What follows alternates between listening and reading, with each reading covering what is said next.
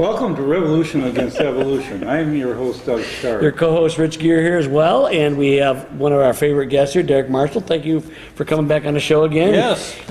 He's going to help us get through this, wade through these laws of thermodynamics. So, Doug, what are we titling the show today? This is about thermodynamics and genetic entropy. And we're going to talk a little bit, we'll get into Dr. John Sanford's thesis here, as well as just talking about general thermodynamics, which I think is one of the best arguments against evolution and for creation, because it really demonstrates how things really wouldn't work if you actually made the assumptions that evolution took place. And so what I would like to first start out with is a little bit of definitions, because there are several different laws of thermodynamics. There's actually 3 laws and a 0th law. So there's 4 total, you know. Right, and so right. yeah, and who wants to explain this? You or you? Well, So it's not going to be me. I'll start out with Okay. reading what the definitions are. And the first law is when energy passes as work, as heat, or with that matter, into or out of a system, the system's internal energy changes in accord with the law of conservation of energy. So perpetual motion machines, the first kind, are impossible. And so I always thought is that the one that, maybe I'm getting this wrong, but neither matter nor energy can be created or destroyed? Yeah, I think that's basically what that's saying. Yeah, that's a lot. I just wanted to get it so it's a little bit understandable for the audience here. Plus, That's what each one of these laws has some very heavy math behind them. So we're trying our best to really explain them in a very, very... Because unless you're a mathematician, it's not germane to the argument really that much. And it's nice to have that background and know it exists, but to explain it, to understand it for purposes of creation versus evolution, that's not necessary, you know? So, all right. Yeah. So then we go to... The second law is the one that we want to concentrate on, because that's the one that really is a problem for evolution. And in a natural thermodynamic process, the sum of the entropies of the interacting thermodynamic systems increases. And what that is really meaning is that it's a whole lot easier to make a mess than to clean it up. Right. Yeah. The way I can explain this also is the second law of thermodynamics. What's that? You know, unless you remember it from college or remember it from school, it's kind of hard to remember exactly what it is, and it is a very technical law. But we experience the second law every day, and we call it Murphy's Law. Right? The Murphy's Law is second law, where there's a constant state of disorder, and if you want to make something or create something, you're always trying to fight these mistakes being made, like if you're an engineer, the wrong part being ordered, something being put on the wrong way. If Murphy's Law is if something bad can happen, it will, or if something can go wrong, it will. And we're constantly trying to fight this disorder that's naturally being created around us. And that's like heat loss, kind of. It's like energy. You lose. I mean, you're losing. And it goes from order to disorder, from structure to randomness. I mean, we glibly say, well, look at your kid's living room or your bedroom. You know, I mean, you clean it up, and 5 minutes later, it's like, what? Did I ever do anything? The whole universe is like that, is what you're saying, in a way. Now, here's a way to illustrate this a little bit, is that if you go out to the space capsule and bring with you a bottle of water, and you empty it out into outer space, now your job is to reassemble that water that just dispersed into outer space and bring it back into the bottle where it was stored originally. That's a little bit of the problem that you're having with creating life, is that you're not being able to bring together this whole collection of information that comes about as a result of life. Now, I'm going to mention the other two just because they're there, but they don't pertain as much to our arguments as much as... They're important laws, but they're, not germane to what we're talking about. The third law is the entropy of a system approaches a constant value as a temperature approaches absolute zero. Okay, so this is the law about absolute zero, and this is something that I believe that scientists have proven. You can get down close to absolute zero, but not actually at absolute zero, because it just doesn't get there. And so I could kind of add a little tidbit to this. This is a very technical law. Don't expect anybody to understand it. But there is a coldest temperature, and you can't quite get to that very coldest temperature, because in order to do so, you'd have to expend an incredible amount of energy. Okay. With all the machinery and all the laboratories and all the stuff that you'd have to put in And it still won't do to it. be able to pump down a vacuum and do all the stuff you need to do to create absolute zero.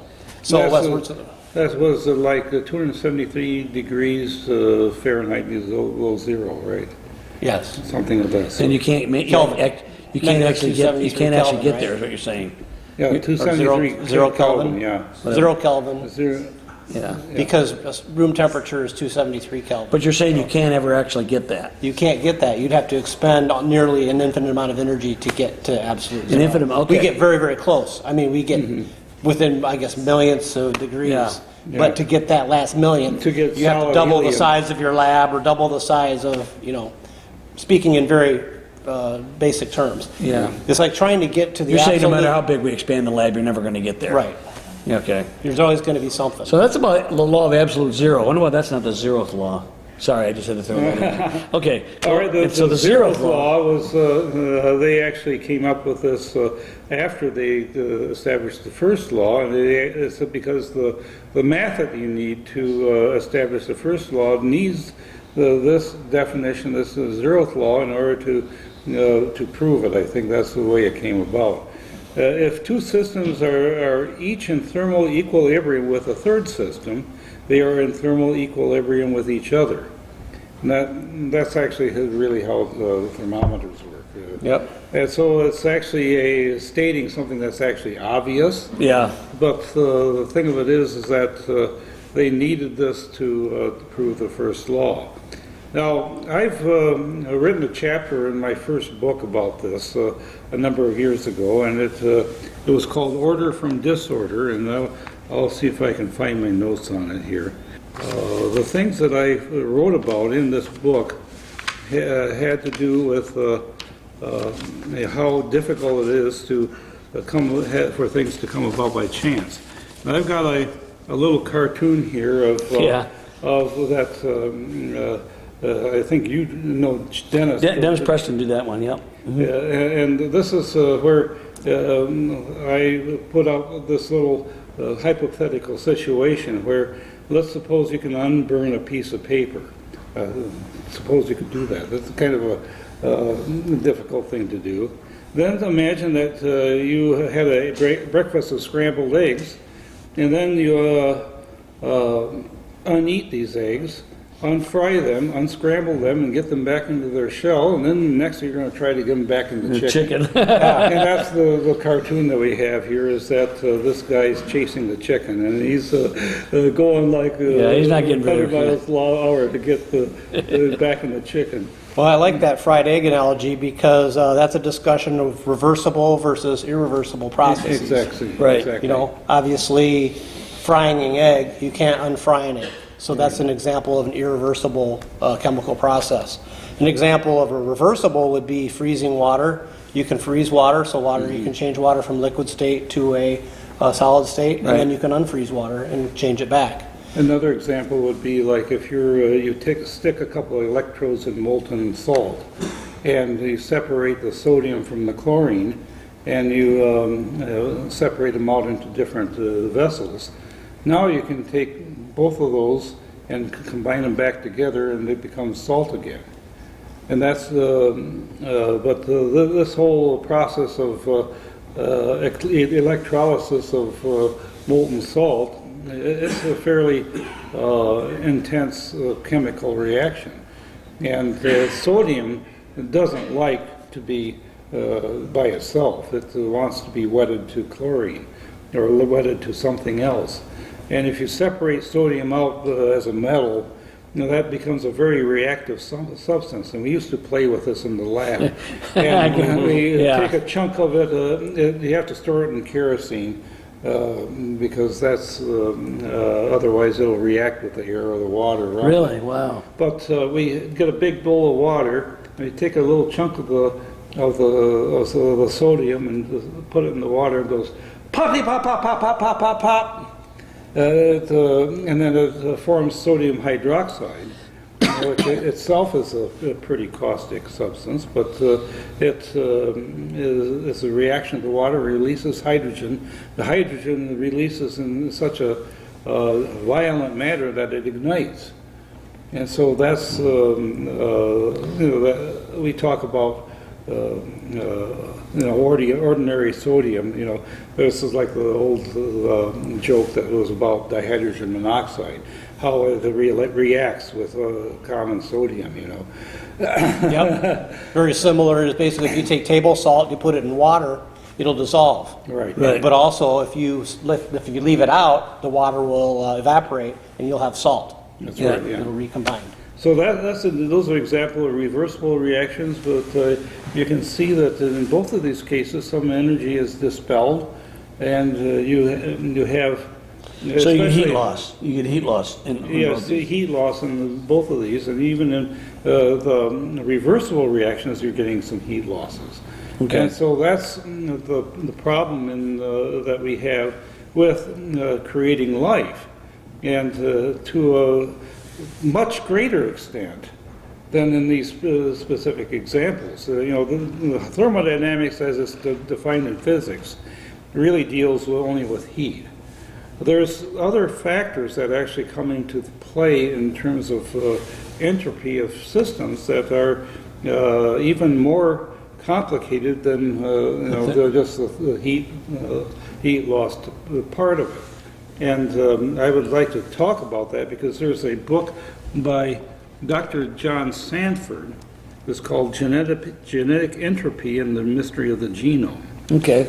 And he is talking about the created kinds of animals and creatures in life that it started out up perfect, but over the course of many years of since creation, there's been a gradual decline in the genetic information that is found in life.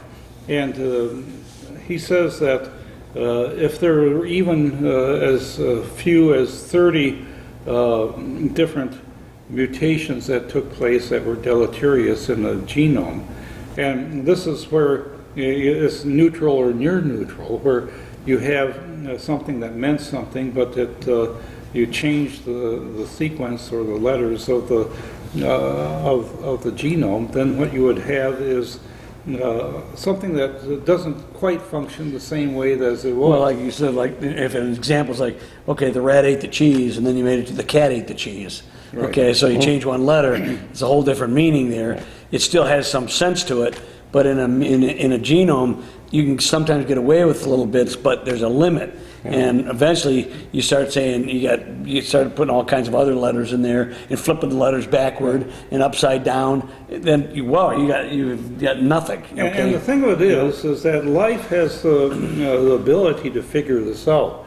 Our systems can recognize in context what is meant by the genetic code.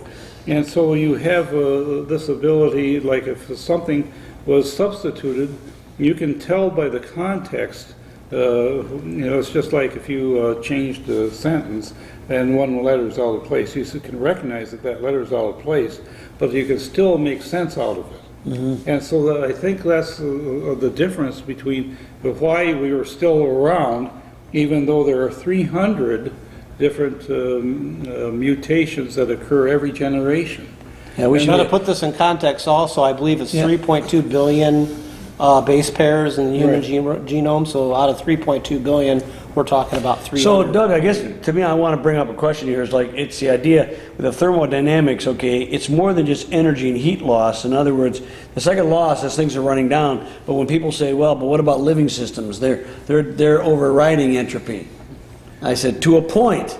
But you're saying there are other factors involved in this as well that mitigate against that as well. I mean, the idea I was trying to tie it in together, because we're talking about, I know, are we talking about apples and oranges, but they're both germane to what we're dealing with, living systems, you know, and so that's it, because we're starting with just energy and heat loss, if you will, but that's it, the life is more than that. And what you have is actually a loss of information. And this that's is the second component part of it, yeah. This is another component, on a layer on top of just the heat, thermodynamics. It's where you are actually causing it to break down in terms of what makes sense within life. You know, Doug, I was thinking, you're talking about perpetual motion machines. We can't do them, but there is one perpetual motion. He's not really a machine, he's God, okay? And he has life in and of himself, and he's the only one that doesn't need anything else to add to it. We, to produce things, have to expend heat loss. We have to have, you know, the systems have to already all be functioning. Everything has to be working. You know, he designed all of it to start with, to me. And that's the thing. Randomness never, the properties inherent in matter do not produce anything living. That's right. They just don't. A rock will never be anything but a rock. But out of the earth, God made a living soul. Okay? He breathed into it. And that's a difference that we're talking about here. Natural processes cannot make living systems. The energy expended to do it, we're always losing.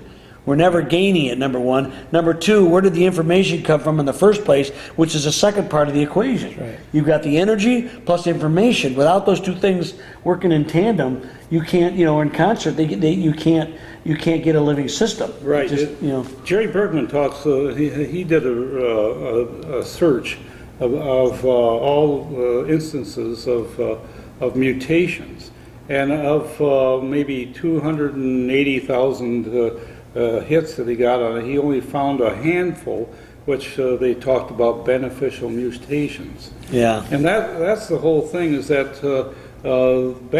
so-called beneficial mutations are very rare, and it's only in contents that this benefit or perceived benefit is in the mind of the beholder. Well, we've talked. And it's also that you know, it comes with a price. Something else gets left out. Well, Doug, we talked about that. Okay, a blind fish in a dark cave is the king, but out in the light world, it's food. I mean, it is not beneficial, yeah. But he doesn't get the eye diseases, or, you know, from going in the dark, you know, hitting right in the wall. Same thing with we talked about bacteria resistant, or I mean resistant bacteria. You know, that generally that's not it's beneficial to them in one sense because they survive in a sterile environment. Yeah, you have Lindsay's experiment out at MSU. But you go into a regular I mean, I once kidded, as a doctor said this once, and I heard it from you, Doug, from maybe it was you or somebody. They said, how do you stop what's the best way to stop, like MRSA or VRSA or some of these bad ones? You know, I might want to go out and roll around in the dirt, because the regular bacteria will outcompete it in a normal thing, because or sickle cell anemia, another one. Okay, you may not get malaria, but you're so sickly. The price you said, Doug. Yeah. There's all three of those examples. There's a huge price to be paid for, and are they really beneficial? When you really get right down to it, they're not beneficial in a normal environment, but in certain select environments they can work out. But I hardly call sickle cell anemia, you know, the damage mechanism to absorb nutrients in the bacteria, or the what was the other one I mentioned? But I hardly consider those beneficial in a normal state of affairs. Something that Doug said earlier before the show. Now, this genetic entropy, does this advocates for a young Earth creation? It does, yes. What it's saying is that you really don't have enough time because the longer that evolution occurs, you know, with longer mutations occur, you have time running out on you. And there's a fellow by the name of Dr. Kondrashov, which was one of Dr. Sanford's colleagues, and he made the comment after he discovered that 300 mutations were occurring every generation. Oh, boy. He says, why aren't we dead 100 times over? I'd Right, say yeah. more like 300 times over. You said something, Doug, in your paper. I thought basically it's what we've been saying here. Evolution uses time mainly because it's so long that nobody living can actually see anything happen. But the real fact is that time is an enemy Yes, absolutely. for any of this thing happening. Everything goes, the entropy increases, the disorder increases, the mutations increases, the bad ones, way more than anything positive could ever happen. All of these things mitigate against an evolutionary scenario. All of these do. Yeah, not to mention Armageddon, which will Well, speed it up a Yes. little bit. Right. Yeah. Another way to state the second law is to say that nothing can take all of the energy that it receives and make 100% efficiency out of it. Yeah. And so there's always waste heat. So what that means, yeah. I remember growing up, my grandpa took me, swear to secrecy, and he took me down in the basement, and he was showing me this contraption that he was building. And it had this big flywheel, and it had these weights that's supposed to come out on this one side, but they'd hang down on the other side.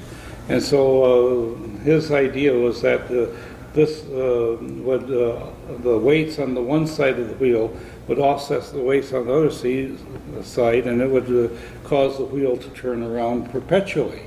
And so it was his version of perpetual motion. And of course, at 11 years old, I didn't have the physics background to figure that out, that wasn't going to work very well. But we experimentally proved that it wouldn't work. So we went back to the drawing board. Mine was a generator and a motor when I was a little kid. Oh, yeah. You turn the generator or the motor turns in the back. I thought that was perpetual motion. Yeah. You could turn a generator with a motor, and the motor could power the generator, could power the motor, and then you have perpetual motion. That was my big one. yeah, Besides shining light into a fan. But the heat loss is always there. When the energy loss, the transfer from one to the other, it's going to keep running down. My dad's friend Bill Carter was building a water wheel one time, and I told him, what you need to do is to take that pump that you're pumping that water wheel up, and also have a generator that's generated by that water wheel. You hook the generator up to the pump, and you just get it started, and then it's going to go and go and go. Of course, he laughed because he knew that wasn't going to work. That's not going to work. But it's another example of a perpetual motion machine that we're talking about here. Now, there's one thing I had in my original book that I'm changing, and that's the question of what about the curse? There's a time right after the fall of man, where God set down his creation, his Adam and Eve, and told them that because they have chosen the apple or the forbidden Whatever the fruit was, it doesn't really tell you. I like the fruit that they have in the Creation Museum. It looks pretty nasty. Kind of like a pomegranate thing and with a weird purpley thing, yeah.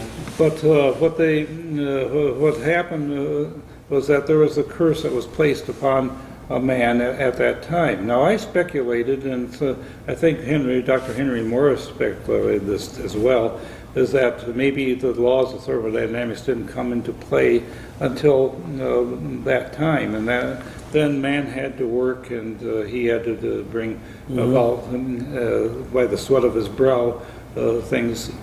But that doesn't take into account a number of things. Number one, if you had that the case, there wouldn't be any friction. You wouldn't be able to walk because you fall flat on your face because you wouldn't be able to digest food. Digest food. That might be a So problem. thermodynamics was from the very beginning. Yeah, the thing about it is, Doug, and that when you start talking about that really got me thinking. What really it's about is about the source of life, energy, continually resupplying it through his own infinite capacity. Right, you had a And that- constant connection with God at That's why the tree of life, we were cut off from that, because, and I think although it was a physical reality, I think, in the garden, it's symbolic of Jesus himself, okay? He is the source of life, And ultimately, even though in this body we're still until the second coming, we're going to die, but ultimately the idea is we're going to have new bodies that never run down. But I think it's going to never run down. Reading the book of Revelation, we're going to eat for the healing of nations, the leaves. There's going to be a continual regeneration. I think that's powerful. The laws still will work, but they always will be perpetually regenerated. Everything will become perpetually new. I did a sermon with this at a wedding. I thought the cool thing about it was, the kingdom of God is about stability and eternity, but not about stasis. Right. We're always being renewed. Exactly. What an exciting scenario to think about that. Because there are two things that we cover more than anything. We want eternity and stability, but we also want freshness and newness. Oh, yes. We get bored too easy. That's right. And both things are going to be true in the age to come. It's true. That is, to me, an incredible thing that we're getting glimpses of by studying this thing about the laws of the... Because I thought the same thing as you did, Doug. I thought the second law maybe it came in at the fall, but I thought, well, wait, and then you start thinking about it. No, that can't work that way. I'm a little disappointed because we didn't get into the puzzle piece or the puzzle analogy. And I have something to kind of add on that. Go ahead and throw that in there. We got 5 minutes or 2 minutes. What do we got? And to bring the God and bring it home, if we're kind of like puzzle pieces in a box. We're kind of mixed up right now. There's a lot of disorder in the world, just like puzzle pieces in a box. But God calls us out. God calls us to be sanctified, which means to be set apart. Part of the picture. And the Holy Spirit is the one who reaches into that mixed up puzzle box, takes that puzzle piece, which is me, and puts me in my correct spot in the puzzle. And the picture of the puzzle is Jesus Christ himself. And so God calls us out to be sanctified, to come out and work against this force of disorder. Because just like God wants things in an orderly fashion. And just like the puzzles, there's a picture it's going to be. He's got the picture already designed. Yes, and when and you're that's looking the at all key. the pieces, you're not really, it's going to work, but you're not sure what it's going to look like. Yeah. Well, of course, when you got a puzzle box, You can got look the at puzzle it, but- box, which is the key. Yeah, and that's the No, key. evolutionists argue that because of the sun, we have energy source and that supersedes the second law of thermodynamics, because we have all this energy coming in. Well, unless there's an energy conversion mechanism, Correct. You're not going to get any order. It's actually going to speed up the disorder. It's destruction. You have a lot of disorder that comes about by fire.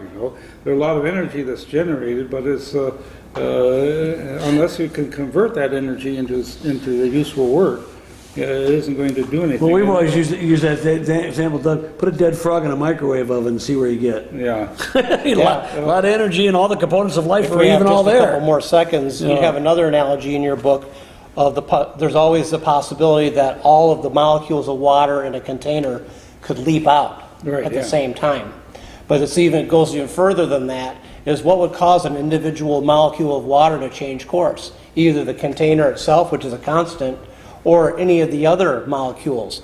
So even if a molecule does change position from another molecule, it upsets the first molecule. It does. So it's even worse than that. Evolutionists, see if you can come up with a good answer for this one. We'll see you next time on Revolution Against Evolution.